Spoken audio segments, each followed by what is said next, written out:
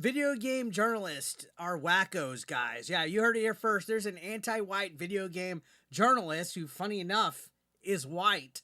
Is running damage control for Dragon Age, the Veilguard, by claiming it's the target of a hate campaign. So we're gonna look at this article from Fandom Pulse. Shout outs to John F. Trent. We've been covering Veilguard here on the channel immensely, and it's the gift that just keeps on giving. Just when I thought we were done talking about this shithole of a game, something pulls us right back in. This is literally an infinite content glitch. So Hades Madsen, who previously claimed that they can't stand white people, and funny enough, that's how all these people in the journalists, developers, community managers, basically if you're in some form or fashion in the gaming industry and you're a wokey, it's almost like natural that you have to hate white people. I don't know why, but that's just the thing. Said they attempted to run damage control for BioWare and Dragon Age, the Veilguard, by claiming the game is a target of a hate campaign. Doesn't this sound like the same crap that we've been hearing about Assassin's Creed Shadows and about Suicide Squad, Kill the Justice League, and Dustborn and Concord? I don't know why there's such like a defense squad, like literally like a Avengers of woke idiots that are defending Dragon Age so fucking bad, but we've seen it. We've seen it as of late. Not too long ago, Nure, who's a content creator, was actually banned off of EA Play for having a disagreement with somebody that was a community manager on Discord for a Dragon Age group or some kind of bullshit like that. Now, according to this article, it says in an article centered on an interview with the Dragon Age Veilguard game director, who's a man pretending to be a woman and using the name Corinne Busche, published by Woke Publication Inverse. Man, John F. Trent is just going fucking ham with his fucking writing here. Madsen claimed the game is the target of a hate campaign that's put Veilguard at the center of a kind of culture war on social media. Kind of culture war? No, it's absolutely a culture war, and these people can't stand it because we're outside of the echo chamber, guys. We have our own train of thoughts. We're not part of this woke hive mind. We're not infected. We don't come over here and try to normalize lunacy. We're not living in clown world like these people do. And going on, it says that they've left plenty of hateful comments towards developers and review bombing on sites like Metacritic. So we're all rage bait grifters, guys. We leave hate comments. We're bigots. We're racist. We review bomb it. Never mind. These people think that none of you guys watching this, none of you guys that support Hypnotic, Smash, Melody Mac, Quartering, Grumps, you name it, they think you guys cannot think for yourselves. They think that y'all are inbred trailer park trash that's hillbillies. Well, that guy saying this game is woke and let me not support it. They think you guys can't form your own opinions. Meanwhile, literally, all of the woke tards are a hive mind, and you have to say or do or go with what they want, or you get canceled. They literally have no thought for themselves.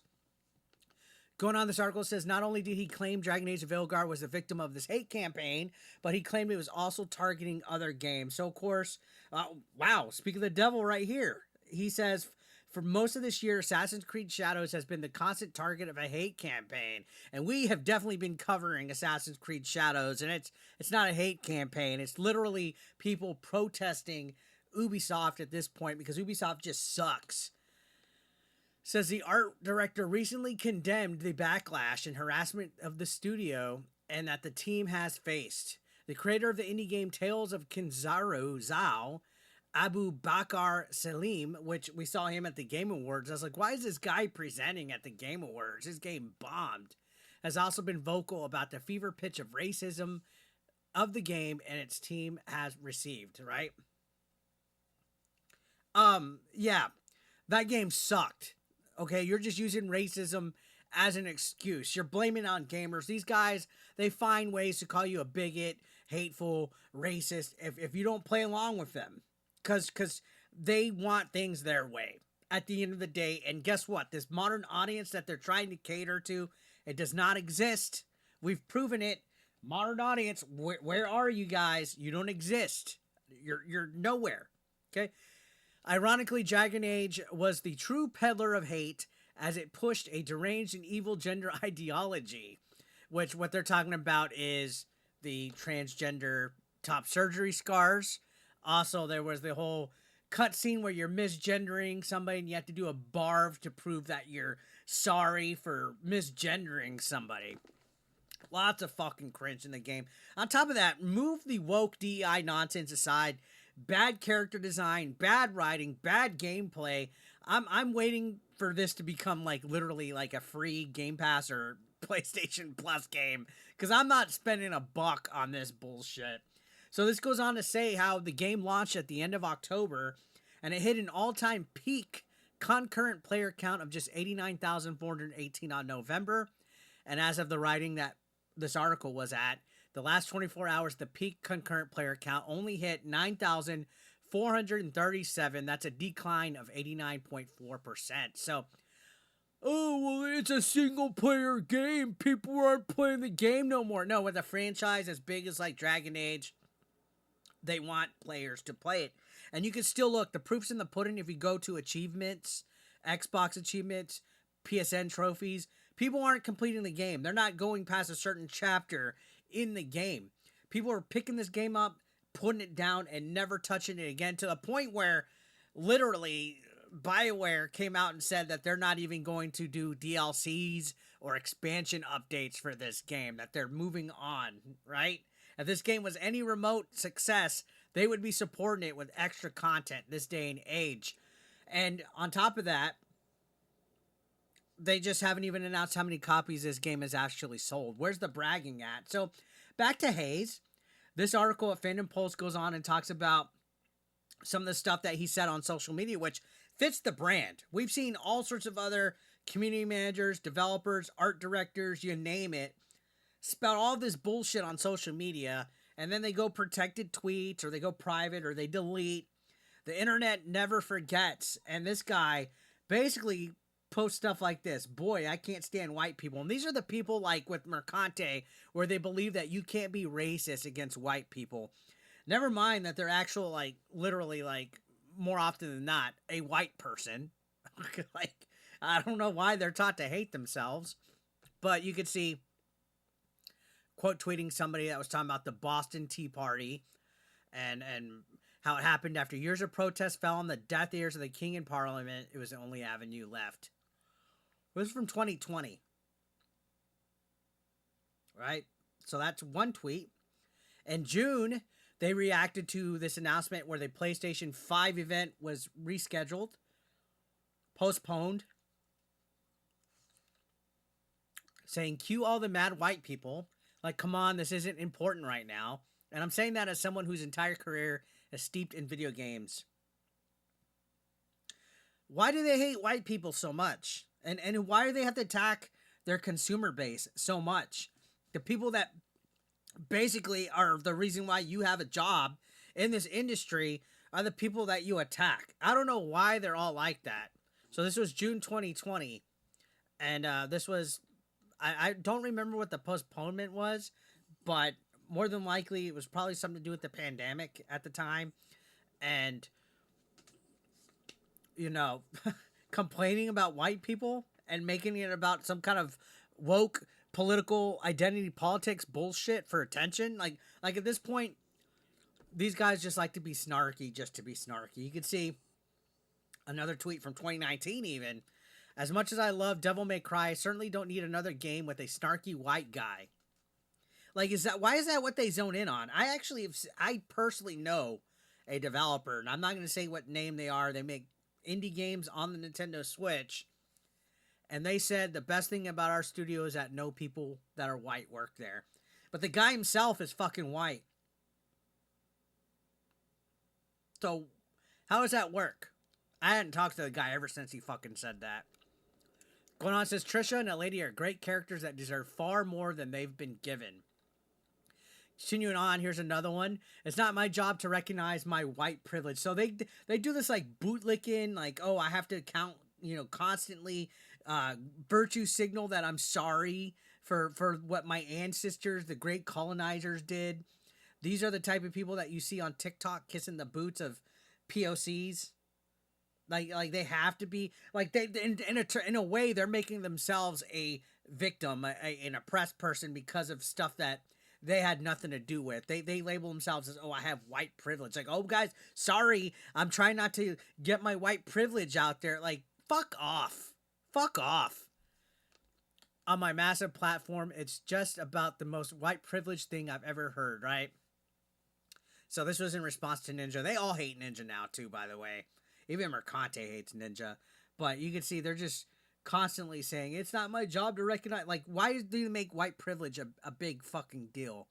There's no such thing as white privilege. I'm Mexican. I've never said that I failed or been held back because I'm Mexican. I've never done that. I work hard. I got my good grades growing up. I did my job every time. And if I didn't get the job or the promotion, I didn't get the job or the promotion. It wasn't because I was a minority, right? I never felt that I needed to get a job just because I'm a Latino. Here's another tweet. It's disheartening that not seeing any of your white family members speak out about racial injustice. Oh, dear God. This reminds me of like the George Floyd crap when everybody blacked out their social media. I didn't change my profile to a black square, and this girl that I was talking to at the time fucking just unfollowed me and fucking ridiculed me for not caring about police brutality and all this bullshit. Like, shut the fuck up. They talk about rioting and property damage, but won't talk about systemic racism and police violence. Not one word. It's up to us to hold our family to account. God. Again, you can even see in the little fucking picture, it's a white guy, like a white dude. And they've been raised and taught through their professional lives to do identity politics to the point where they hate their own culture, their own people. I have no clue why they're fucking doing that. And you can see going on in May, they said forced diversity is such a straw man argument, goalposts shift, and people find every excuse to say we're doing diversity wrong. You are. You're fucking absolutely doing it. When you're having to like shoehorn it, force it into fucking people's throats, make consulting companies force stuff in, you're absolutely fucking doing it wrong. Remember the 80s? We had all sorts of shit that was diverse. Remember Star Wars in the 70s? That was diverse. You look at some of these like fan videos of the fans of the Star Wars fandom talking about it. There's black, Asians, whites, female, male. Everything was fucking A-okay. Nobody gave a fuck. Movies had female protagonists. Black fucking heroes. Nobody cared because it wasn't infected with DEI and where the writing wasn't like, oh, this character's good because they're female. The characters were good because they were good characters, because there was a good story. It wasn't some kind of political message behind it. Fucking damn. Like, imagine feeling that you need to be represented that much to where you have to be spiteful to stick it to chuds. You have to be hateful yourself while claiming that everybody else that doesn't like the way that you think is hateful. These people have no idea how the real world works at all. They're all retarded. That tweet says, more diverse experiences, characters, and stories only enrich this industry and all of us. Yeah, but when you're only wanting what you want, it doesn't enrich anything. Diversity is exclusionary. Games should reflect the real world and who plays them. Exactly. And guess what? The real world ain't this kumbaya DI consulting crap. The real world rejects it, which is why everything is failing that it touches. The idea that anything's being taken away, it is. It's still absurd to me, of course, because you're in the hive mind. The majority of video games out there still feature predominantly white heroes. Wrong. Predominantly straight characters. Wrong. Those experiences aren't being erased, and those demographics have been served for decades. So that's just the thing, man. These guys are idiots. They see through this fucking weird poison tunnel vision. They can't see the forest through the trees. And guys like this that are involved in the industry are just poisoning the well, which is why I speak out, which is why other people speak out, which is why it's important to give your opinions. I know there's a lot of people like, well, who cares? It's just video games. Why do you have to be so angry? Why can't you just talk positive? Why can't you just play games? There's tons of games out there. No, look, guys. When the legacy IPs are being infected, the source material is not being respected, the consumers are being disrespected, and they're telling you that you're acting like you're entitled for games to be made for you. No, you cater to your audience. You lean into that. You make sure that you give them the best entertainment that you can. But they're not focused on that. Instead of making good games, good movies, good TV shows, They're focused on pushing this fucking woke propaganda out there. And when you speak up on it, they try to cancel you. You lose deals, you lose brand. Like we saw Endymion lose the G Fuel thing. They're all scared of getting canceled. They're all fucking pretentious just because they want a virtue signal and be like, look at me, look what I'm doing today. No, it's all terrible. And human beings like Hades Madsen, they're fucking cocoa for cuckoo puffs, or whatever the fucking phrase is. Anyways, let me know your thoughts in the comment section down below. Subscribe if you're brand new. We've been killing it with the subscriptions. I'd love for you to be part of the 8B Nation. I'll see you on the next one.